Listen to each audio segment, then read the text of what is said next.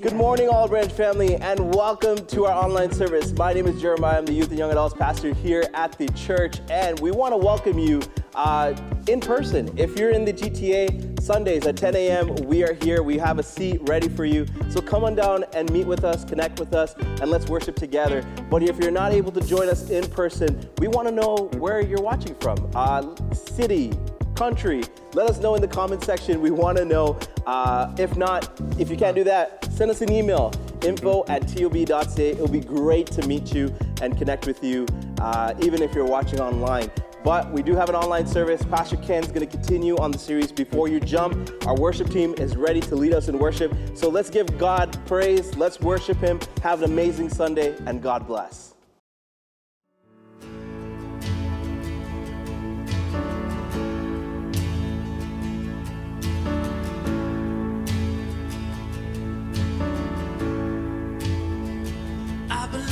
The blood of Jesus washes white as snow. I believe that the power of the gospel makes the broken whole. I believe that the curse of sin was broken when they rolled away that stone. I believe, I believe, I believe. As I bow before you, Lord,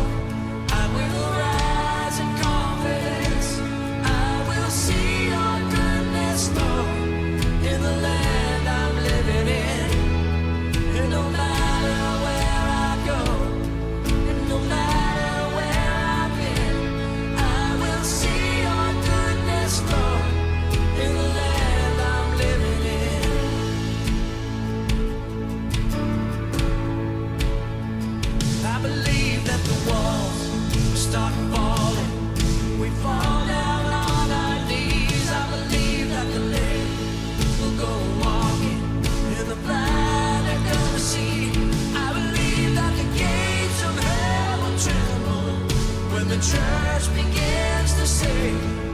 I believe, I believe, I believe.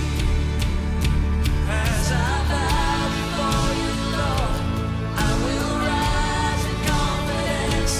I will see your goodness, Lord, in the land I'm living in. And no matter where I go, and no matter where I've been, see your goodness, Lord, in the land I'm living in.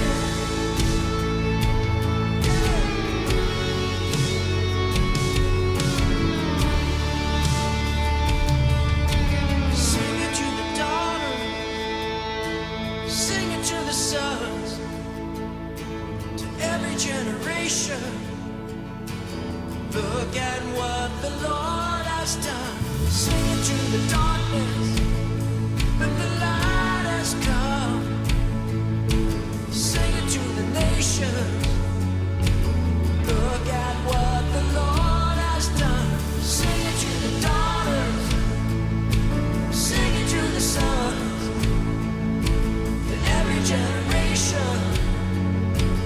Look at what the Lord has done. Sing it to the darkness, and the light has come. Sing it to the nation. Look at what the Lord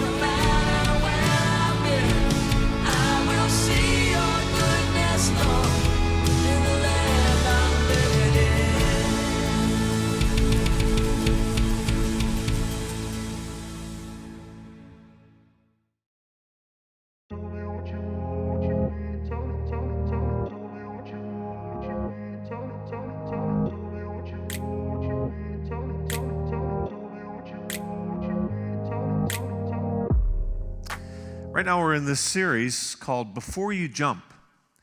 And the whole point is that there are questions that you can ask yourself. And if you're honest, you will always make a better decision. That's guaranteed. There's like almost an immediate payoff on all of these questions. Now, one of the struggles that we have is that we get tangled up. We make a decision, sometimes we make the wrong decision, and we get off on the wrong path. Instead of actually being honest with ourselves and moving forward, moving back with a better decision, we keep on going. And so we're kind of flopping around like a fish in a net, and we just get all tangled up. And the ultimate result is that it leads to regret. And that's where nobody wants to be. Regret is kind of your worst nightmare. Nobody wants to be thinking to themselves, how could I have been so dumb? How could I have been so stupid? How come I didn't make a better decision? How come, I've ended up here? So nobody wants to be there. Nobody wants to make that kind of a decision. What happens is that we have this decision pipeline that we make, and some of it's really good stuff. Like, I am the result of all the decisions that I've made. I've been there for every single one of them. So have you. You've been there for all of your decisions as well. And Galatians 5 talks about the fact that, there are certain things in your pipeline, and if you decide on those things, you're going to end up at a place of regret. It says that if you decide according to the flesh, in other words, what you feel like doing, these inner urges that kind of many times pull you down, he says you're going to end up in sexual immorality, idolatry, anger, division, witchcraft. There's just all kinds of junk that you don't want. He said, choosing the Spirit. The Spirit brings love and joy and peace and patience and goodness and kindness and gentleness and self-control. So that's where we all want to be. Now, the problem is that many times our emotions get clouded, or our decisions get clouded with emotion, and they cause us to sometimes get tangled up, get off track, and so on. Emotions are powerful, powerful things. Another thing is our appetites, our appetite for food, our appetite for sex, our appetite for pleasure, and it sometimes squishes our lives between reality and where we actually want to be. Now, the question that we asked last week is, am I being honest with myself? Really? Like, am I looking myself in the mirror? Am I being honest with myself? Really? Because we tend to self-deceive. We tend to deceive ourselves. I am gullible, for pretty much anything I will tell myself, because the salesman in me sells me on bad things, on bad decisions, and so on, and lead to regret. So you want to not believe your inner salesperson, but you want to be honest with yourself. Now, my role as a pastor, these are 4 words that describe what I sometimes do with people in terms of my interactions with people. Hatch, match, patch, and dispatch. And let me just kind of explain those, okay? Hatch means, I do child dedications. I help people at this juncture of life to make this a celebratory time. Match, people fall in love and they get married, and I help them to do that. Patch. And a lot of times people get into difficulty and, get off on sometimes destructive patterns or get wounded by life. And so my goal is to help patch them up. And then dispatch is, the funeral, okay? So all of these involve stories. There's a lot of people, they have some great stories around how God put their family together, and those are really good stories, and it's fantastic to hear that. Match. My word, there's a lot of love stories about how people from 2 different sectors somehow met by chance, came together, fell in love, and got married and have, just developed an amazing family. Patch. There are people who get healed of diseases, healed from addictions, healed from things that are wrecking their lives. And then dispatch, and that's where I want to kind of focus, because there's usually a lot of stories around that one. And what happens is many times when I meet with families, when we're going to be doing a funeral or doing a celebration of their lives, I will ask, so tell me about them. Tell me about their story. Tell me about the family and everything like that. So they will begin to talk, and many times they're just great stories of, choices that were made, integrity, just how they lived and how they impacted other people. And sometimes in the middle of a funeral, if I have, people stand up and say, hey, listen, I want you to talk about this person, it's almost hard to shut it off because there's so many stories about good things. One of the things I've noticed, though, some of the most difficult funerals are when somebody has made a bunch of bad choices. And their family would like to, cut a bunch of chapters out of their lives, where they're trying to think back as to, okay, what was a good chapter? Were there any good chapters in their lives? Because of the fact that they made these decisions down through the years that decided them into a place of regret, and that regret leaked over into their lives. Now, here's the thing, and this is what I want to focus on today. This is part of decision making. This is a great thing to ask. What story do I want to tell? What story do I want to tell about my life? Because you get to write the story. That's the cool thing, okay? But you have to realize that you make your decisions. You basically write your story one decision at a time. A lot of times we don't think about that. Other stuff comes up, and we think, well, like my private life, this is my private life, and so I'm going to make my decisions here, and then I'll go out and live my public life, the part that, I want to publish for everybody to see. Actually, the decisions that you make in private affect your public life. That's just the way it is. That's just the way influence works. One of the, there's lots of different stories in terms of, the things that you have to make a decision on and how it decides your future. Could be that, maybe, somebody's telling you, well, if you, kind of push the edges a little bit, you can nibble around the edges of dishonesty on that investment decision, you're going to double your money. Well, at that point, you are making a decision that's going to decide your future. You're going to write your story. Or, if you just, kind of hide a little teeny-weeny part of the truth, and you're selling this product and so on, you can probably sell a lot more of them and you can make more money. Well, the truth is, you're writing your story, one decision at a time.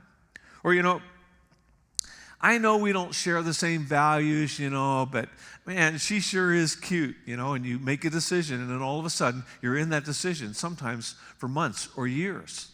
You write the story of your life, one decision at a time. Now, one of the things that we have in our common story right now is COVID.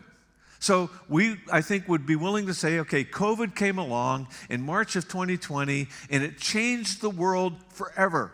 That's the common chapter that we share in our story.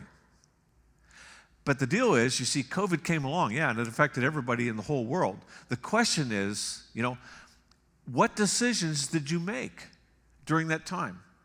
And are you better, and are others better because of them? Because difficulty tends to push us in one direction or another. It either makes us bitter or makes us better. So these private decisions that we make, they have public consequences. They affect other people. I want you to think about how many people whose lives you intersected in your lifetime so far. You became a part of their story. You never even asked about that. They became a part of your story and never asked about it. But somehow, the intersection of those lives made a difference. And not only that, if it was a good intersection, it will continue to impact them and continue to impact other people. Same thing. If it's a bad intersection, bad decisions, then it's going to continue to affect them in that direction too. So these intersections all make a difference in our lives.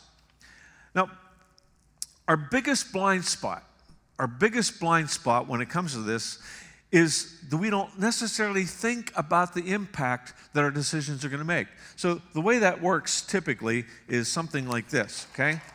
So kind of the fog of now. In other words, decisions are now. So I'm going to worry about making my decisions, and hopefully I'll make a good one. And so we're kind of in this fog that we're only talking about now. And the story is later. But actually, the decision that you make in the now writes the story. So they're interconnected. There are other things that we experience when it comes to making our decisions. The emotions and the appetites that we have sometimes distract us.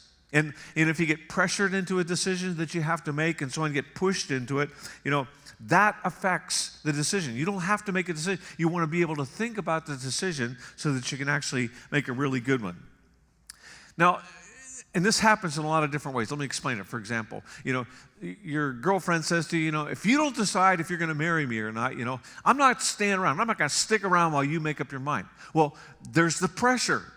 The pressure is, nobody likes to be left alone. Nobody likes to get deserted. And so all of a sudden you got pressure. And then there's the emotion, maybe a little bit of anger.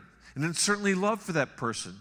But you're forced into making a decision that is a long-term decision, but all of a sudden you got the pressure of emotion in it. Or your boss comes up to you and basically says, you're not meeting your monthly quota, like you got to get at it, like you got to tackle this and so on. And then your spouse says, your significant other basically says, I need you here. And all of a sudden you got the pressure and you got the emotion. Or you've got a really important university exam, and you know that you got to pass this thing. You got to get a good grade on it. You want to get a good grade on it, So as you're about to, launch into study, or you're in the middle of studying, all of a sudden a gang of friends come by your dorm, and they basically say something like, hey, we're all going out, why don't you come out with us? And don't be a chicken, don't be a party pooper, come on out, So you got to make a decision. And the pressure is the pressure that they're putting on you. And then there's also the emotion. I'd like to go out and have a good time. I don't want to sit in my room and study by myself. So there's all these factors that come in on a decision. And what clarifies things when you're in this kind of pressure, when you have all these emotions, is the question, what story do I want to tell? What story do I want to tell? Because you're going to be writing a story. Something else that you need to know, and this is the whole issue of emotional appeal. We all know what this is, right? Whether it's lust or love, or whether it's, I want that car or whatever. And here's kind of the equation that goes with that. If you're in the position and you want something really bad, you're going to be tempted to jump right into it, And the problem is that, the appeal thing, like if something is appealing to you, you're going to want to basically back off a little bit from it because you need space to make a good decision. Instead of hitting fast forward or hitting play, you want to hit pause because you need the space and you need the time. Emotional appeal can drag you into something that has all kinds of regret attached to it, And this is the way it works, It was so appealing. I think Andy Stanley is the one that brings up, it was so appealing that you bought it, It was so appealing that you drank it. It was so appealing that you smoked it. It was so appealing that you ate it. It was so appealing that you dated it and slept with it and moved in with it. So these things can push us into decisions. The emotional appeal, when that comes along, doesn't mean that you shouldn't do it. It just means that you need to push the pause button so that you can think through it before you jump right in headlong. Because if you don't, well, then that leads to regret. Nobody wants to end up in the land of regret. So you're going to feel the pressure, You got all your buddies up on the cliff saying, go for it, don't be a chicken, this is going to be fun, And you jump, well, this is fun. But you have the fog of now. And you don't see clearly down below what's going on, that there's regret. And you're lining yourself with regret. One of the issues that comes up if you talk to psychologists is the issue of focalism. And that means that you get so focused on something that you don't see anything else. You don't see anything else. Great story about this. I once heard somebody who taught at Top Gun U.S. Air Force Academy, and teaches the top pilots in terms of how to deal with enemies. So whenever they do their exercises, they have somebody who's in a bogey or supposedly flying in an enemy plane, and then that person who's in the training has to follow that person and then, of course, take them out, and they get scores for that. So this person was actually following what they thought was a bogey, and they're telling, I'm almost on it, I'm almost on it. When they looked, well, this person was upside down in their plane, and they were heading like Mach 1 for an oil refinery tank on the ground. And they were almost got into, when they got called on it, almost ended up in what they call a hot taxi. In other words, a plane that crashes and burns. So the point is, take your time. Make sure you ask the question. First one that we talked about last week, am I being honest with myself? Really? And then the second one, this is such a critical one, such a brilliant question, really. What do you want your story to be? What do you want your story? What kind of story do you want to tell about this time in your life? Now, I want to kind of focus on one person as we continue to talk, and it could have been a number of people, because when you read this book, you find out that there's a lot of people who end up sometimes in regret, but a lot of times end up in just amazing places. Like there's a story in here about Ruth. And this woman is from a Moabite, which means that she couldn't, be a part of Israel. She couldn't, go to the temple or anything and so on. But she makes a really classy decision to stay with her mother-in-law, surprisingly, Naomi. And she ends up being David's great-grandmother. Fantastic story. There's a story about Ruth, or a story about Esther. You probably know this story. She kind of ends up in this beauty contest. She winds up, in the king's harem, Artaxerxes' harem, and she becomes queen. Well, she's basically eye candy. That's why he chose her. But yet she gets into this place, a really tough time, where she has to make a decision, and she could lose her life in the process. But she decides, she makes a really classy decision, and she saves all of her people. It's an amazing, amazing story. But the one I want to talk about today is a 17-year-old guy, and this is taken from about 1850 BC. Some of you may have heard his name. It's Joseph. And it centers around him, and it's kind of a good news, bad news story. Like it just seems like he's, good news and then, bad news. You probably remember the whole story I told about fortunately, unfortunately. This guy wanted to learn how to skydive, and fortunately, somebody took him up skydiving, Unfortunately, when he jumped out of the plane, his parachute didn't open. Fortunately, he had a backup parachute. Unfortunately, that one didn't open either, And unfortunately, there was a haystack underneath him. Unfortunately, there was a pitchfork in the haystack. Fortunately, he missed the pitchfork. Unfortunately, he missed the haystack. So, the story of Joseph's life is kind of like that. Good news is that he has a dad who loves him outrageously, okay? Bad news is, his dad makes him manager over all of his older brothers, and gives him a special coat to prove that he's the manager. Bad news, it's like putting a target on his back, Good news is God gave him a dream for his life. Bad news is his brothers hate him, and he told them about that dream. And honestly, that set him up for a crash and burn. So the good news is they didn't kill him. Bad news is they sold him into slavery.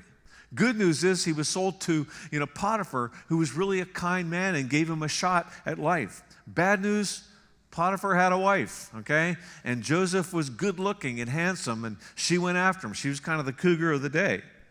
Good news is he resisted her advances. Bad news is, well, the whole thing about scorn and how that, makes people feel. And she basically grabbed his coat and told her husband that he tried to rape her. Good news is, he goes to prison, and he becomes a manager in the prison. Well, the bad news is he ends up in prison. Good news is that he becomes a manager in the prison. Keep going up, upward mobility. Bad news is, it seems like his only opportunity to get out is that he interprets this guy's dream, and asks him to remember him, and the guy forgets. The good news is, 2 years later, Pharaoh had a dream, and this guy knew that Joseph could interpret dreams. Bad news is that when he's called in before Pharaoh to interpret the dream, he kind of gives him advice too. Nobody does that. Prisoners don't give advice to Pharaoh, okay? Good news is Pharaoh takes his advice and makes him the prime minister of the nation.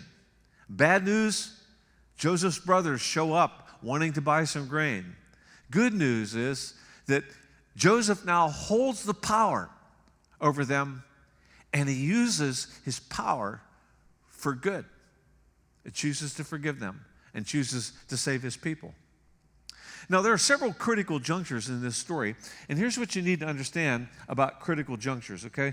Your story is probably a good news, bad news story too, okay? And it basically shows that you're alive. You have a heartbeat. If you're flatlined, that's not a good sign when it comes to your life. So, we've all been there. Good news, this is great, everything's going well. And then there's bad news, And then there's good news. Good news, this is great news. I didn't think it was going to end like this. And then bad news. And then we get really good news. And then we get really bad news. And that's just kind of the way it is in life. What you do in the bad news times is what sets you up for greatness and for the story that you want to tell. Now, let me just mention, some of the junctures in this story. The story that the entire family of Israelites got to know, and that is that, he was favored. Now, here's the thing, okay, and I know, bad drawing, but I just thought it would be helpful for you to see this. This is the coat of many colors, as it's called. It's actually basically kind of a manager's coat. And they've done a whole, stage play on this and musical and so on. Joseph's Technicolor dream coat and so on. So that's the good news. When his dad gave him this coat, it was like putting a target on his back, because his brothers were jealous of him. And then this was the sign that, he was his dad's favorite wife's son. Now the clue on this is don't have a favorite wife. That's not a good thing to do. But it set him up to be hated. Now here's the problem. He told his brothers about this dream where everything and everybody was going to bow down to him. That was not a wise move. That didn't make a lot of sense to do that. And it just made things worse for him. So he goes out to do his manager's job. They're out in the field watching his dad's flocks and so on, and they're thinking, hey, here comes that dreamer. Let's take him down. Let's kill this guy. Let's get rid of him, okay?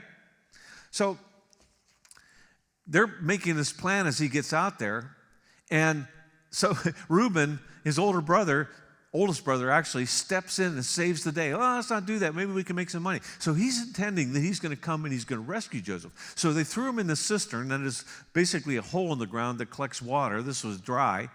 And so there's a rock over the top of it. These guys sat on the rock and talked about what they were going to do as they ate their lunch. Down underneath, down in the middle of this cistern, Joseph is screaming for his life and crying and begging them to not kill him. So let's want to put this story on hold for a minute. So you've got these 9 brothers. Reuben is off someplace, checking on goats or something. Ben is home with his dad. And so there's the 9 brothers, and they're sitting on this cistern and talking about, getting rid of him, selling him into slavery. Now, what would you want to tell these guys? Probably you'd want to say something along the lines of, guys, this is going to get written up in a book someday, and you're not going to look very good. And do you want to live for a lie? Do you want to go home and actually tell your dad that your brother got killed, and break his heart and then live with that lie for the rest of your life? Is that the way you want to do? Do you want your story to be that you were a liar? That you got so jealous of your younger brother, you couldn't stand him, you wanted to kill him, and so the next best option was to basically make some money off of him and sell him into slavery? Is that the story that you want to tell about your life? What are you going to do when your kids someday ask, so what happened to Uncle Joe? He's gone. What are you going to tell them? It's the story of your life. And the next part of the story is where Joseph basically has to choose which story he's going to write. He gets to Egypt, and everything's going well. He's going up and to the right, He's become the manager of Potiphar's household. Finds out that Joseph is a person of character, and a person can be trusted, and he's really good at bringing everything together. He becomes the most trusted man in that household. Well, bring into the equation, Potiphar's cougar wife, where, this is the first story of sexual harassment in the Bible, and it's really interesting that it has to do with a guy, okay? It says this: Joseph was a very handsome and well-built young man, and Potiphar's wife soon began to look at him lustfully. Come and sleep with me, she demanded. And this was not like one-time thing. This was day after day after day that she hounded him. Now, you got to think about this, okay? It says God was watching over him, and so it would be very easy for Joseph to say, God's watching over me? This happens to me? My brothers sell me into slavery. I'm stuck in this house. I've got this woman after me every day. What's going on here? But you see, he had decided his story ahead of time. And that's why you need time and space to do that when you're getting pressured by emotions, getting pressured by other people. He says to her, look, he told her, my master trusts me with everything in his household. No one here has more authority than I do. He's held back nothing from me except you, because you're his wife. Hello, this is the clue phone. It's for you. How could I do such a wicked thing? It would be a great sin against God. So he still has God in his sights and still has consistency in his sights. He had decided his story ahead of time. So you think about this, he's basically saying, why would I, your husband's treated me really well. Why would I add betrayal to this list? Why would I add adultery to this list? That's not the story I want to tell about my life. And by the way, I don't think you want to tell a story about your life where you have sex with a slave. Come on. What's interesting is the role that the coats play in this whole thing. So with, Joseph, his coat kind of, was like a target on his back, this special coat that his dad made him. And his brothers actually ripped it off of him and then put blood all over it and used it as evidence that he'd been killed. In this case, Joseph is wearing the coat that he has, I guess, in normal day life there. And, she's wrestling with him, trying to get him into bed with her. And he runs away. She grabs the coat and she uses it as evidence that, he's tried to rape her. I don't know, maybe I would have never worn a coat again, but he obviously does. To be honest, he was in a no-win situation. As a slave, he had no right to sleep with her, obvious. As a child of God, he had no right to sleep with her, but he also had no right to say no to her. Like, it was going to go bad whichever way he turned. To honor God, considering the story that he wanted to write. I may end up in jail, but at least I will be there because of honoring God, not dishonoring God. And he said no. It says the Lord was with Joseph. And you ask yourself the question, aren't good things supposed to happen to you when the Lord is with you? But God was with him in prison too. And it's kind of like he says, okay, God, it's you and me here, and we're in another mess. And so the question he had to ask, like he asked when he went into slavery, what's my story going to be? When he was sold into slavery, he could have said, door number 1 was basically, try to run away. Door number 2 was basically, just do as little as possible. Door number 3 was give it your best. Give it your very best. That's what he chose. Same thing in prison. He could have used this for like an 8-year-long, pity party, where he sulked and just languished every day and blamed God for his problems. But instead of blaming God, he sees it as an opportunity to serve God, even though nobody will likely ever know. Remember, your story that you write in private is many times comes out in public. Well, then he has an opportunity with one of the political prisoners that was there. One of these guys was a cupbearer. In other words, he would bring a cup of wine to the king and make sure that no one had poisoned it before he actually drank from it. And the other one was the baker, okay? Now, so he's got 2 of Pharaoh's closest servants there. He's the manager for them. And here's what's interesting is many times when you've gone through a difficult time, you just kind of lose your sensitivity to anything, So these guys come to breakfast and they're kind of glum, kind of, sad face and so on. But he's sensitive enough to say, what's going on, guys? Why don't you tell me what's happening? And they both had dreams the night before. And they didn't know what they meant. They knew they meant something. So Joseph interpreted the dreams. For the guy who was the cupbearer, he says, good news. 3 days, he said, you're going to put Pharaoh's cup in his hands once again. You're going to get restored. He's going to lift up your head. Baker's story, well, that one wasn't quite as good because he realized that in 3 days he was going to have his head lifted off. He was going to get executed by Pharaoh. Now, Joseph says to, the cupbearer, he says, please remember me to Pharaoh when you get out of here. He says, I've done nothing wrong. So this kind of shows the human side. But he forgets. What does actually eventually get to Pharaoh is Joseph's story. The fact that he had been consistent, he had been faithful with Potiphar because Potiphar was one of Pharaoh's officials, that he had been faithful in prison. And I'm sure that Pharaoh knew the prison warden.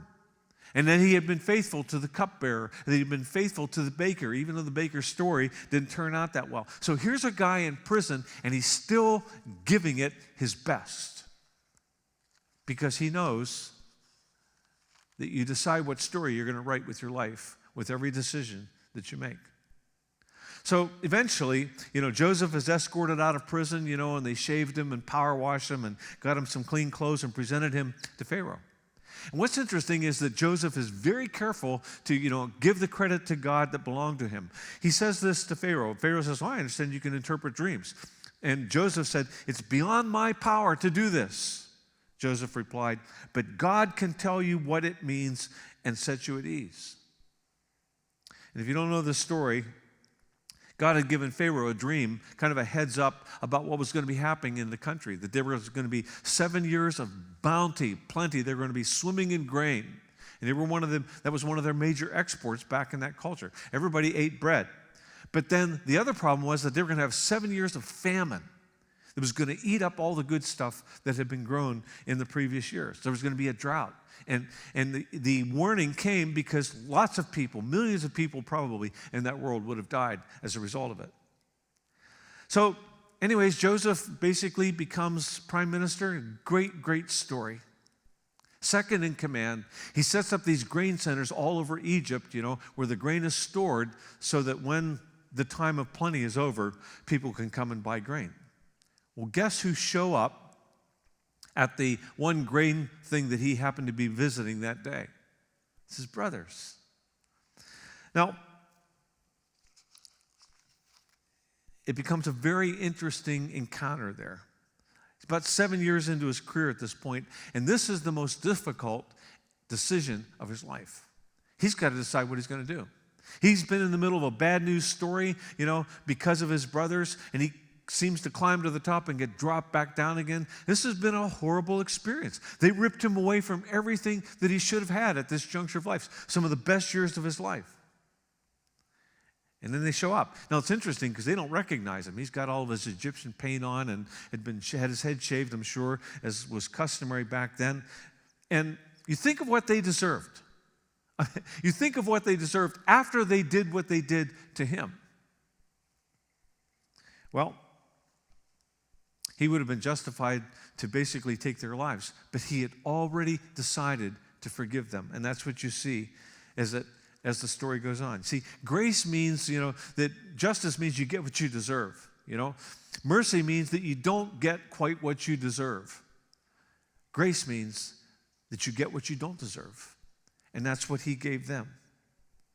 So he's working with them to see what has happened, see what God has been doing in their lives, whether or not their hearts have been changed, and whether or not they love their brother, whether or not they love their dad, whether they're not going to try and do the same thing to Benjamin that they'd done to him. And then there gets to this point where he just can't hold it any longer. It's just a very, very emotional, dramatic moment. Then Joseph could no longer control himself before all of his attendants, and he cried out, "Have everyone leave my presence." So there was no one with Joseph when he made himself known to his brothers. And he wept so loudly that the Egyptians heard him, and Pharaoh's household heard about it. And Joseph said to his brothers, "I am Joseph. Is my father still living?" But his brothers were not quite able to answer him because they were terrified in his presence. They're thinking, he's been saving this up all these years. He's going to get us back. He's going to stick us in prison. He's going to torture us to death. Imagine having to deal with something like that really harms your life, separates you from your whole family, and creates all this anguish in your life. He could have done anything he wanted, but he chose forgiveness. Because that's the story he wanted to write, you see. You write the story of your life one decision at a time. What story do you want to tell? And that's where Joseph's story eventually ends. It's in the last chapter of the book of Genesis. And he closes off his story, a really, really good story, with these words.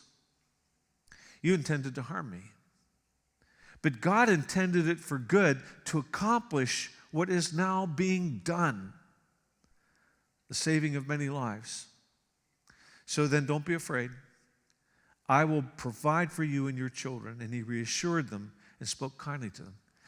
Joseph, you see, could see the bigger picture, the story that he wanted to tell. Joseph, if he had decided he was going to get revenge, he would have fit in with all the Clint Eastwood movies and Equalizer and just all the stories we tell. Those stories of revenge are a dime a dozen because that's what everybody does. That's what everybody thinks they ought to do. Story of giving somebody the opposite of what they deserve. Well, that's a story. That's a story worth writing. How many of you think that Joseph knew that he just stayed faithful, that he was going to be prime minister one day, that his story was going to be written up by numerous chapters in this book, and that little kids are going to be telling his story, and teachers would be doing flannel graph lessons about his story, and that there would be this amazing stage show in downtown Toronto about his coat of many colors, his Technicolor dream coat, that all of this stuff was going to go on, and that people for the next, 3,850 years would know who Joseph was. That he would actually become more popular and more well-known than Pharaoh, the guy who was over top of him. We don't think things like that, do we? We don't think things like that. We don't understand what is going on, that our story continues. And that's the point. See, your life is not like a stone dropped into a pond that kind of, sends out a few waves in the pond, and then sinks down to the bottom and gets buried in the muck. Your story continues on. Your story, the decisions that you make and which way you turn and who you help and what you do with your life, it matters. Your story matters, but you will write it one decision at a time. What story do you want to tell? Some of you right now are facing both temptations and decisions. Hey, there's this guy where I work, and I know he's married, but, hey, he's really cute, and I think I might be interested. So your story is going to become that you bust up a marriage for a relationship that's going to last for how long? And you got all that stuff on you. Is that the story you want to tell? Some of you are in the middle of pain. Something unfair has happened to you, and there are people who have done damage to your relational world. Some of you are in the middle of a divorce, and you're really angry. And what you want most is revenge. You call it justice. What story do you want to tell? We've just been through a horrible time in our world. We've just been through a difficult time. Businesses shut down. People have lost businesses. All the prices have gone up. People are scared to death. What do you want your story to be? See, because right in the middle of this crisis, you're going to write your story one decision at a time. Is it a story you want to tell? Is it a story that you want to pass down to your kids and your grandkids and people to see and know about and celebrate? Because you see, we write our stories one decision at a time. Whatever you're going through right now, some of you are maybe in places of incredible pain. And what you need to know is that at some point in your life, some point in the future, it's all going to be just a story that you tell. And the decisions that you make at this time are going to determine what your story is going to be. What story do you want to write with your life? There's a decision that you and I have to make. There's a whole principle in helping us make the decision. And then the actual legacy decision, and this is a legacy question, is I will write a story that I'm proud to tell. I will write a story that doesn't make me a liar for life, but ends well. You've often heard me say, if you want peace, you have to make it. And the truth is, if you want a good story, you have to write one. You write your story one decision at a time. Let's pray. God, in the times that we face in our lives, sometimes right now, as we're still experiencing the after effects of COVID, sometimes for us it's a relational problem, sometimes it's just a setback in life, sometimes it's pain, it's just all kinds of things that come our way. It's the bad news. And we're not sure when we're going to be actually traveling upward again toward the good news, but right now it's the bad news, and it's where we make probably our most important decisions. Help us to make good decisions. Help us, oh God, to think not in terms of what we feel like doing, what we feel pulled to do at this juncture, but to ask the question, what story do I want to tell? What story do I want to tell? Am I being honest with myself? Really? What story do I want to tell? Help us to choose well. In Jesus' name I pray, amen. So, go write a story. Write a good story. Amen.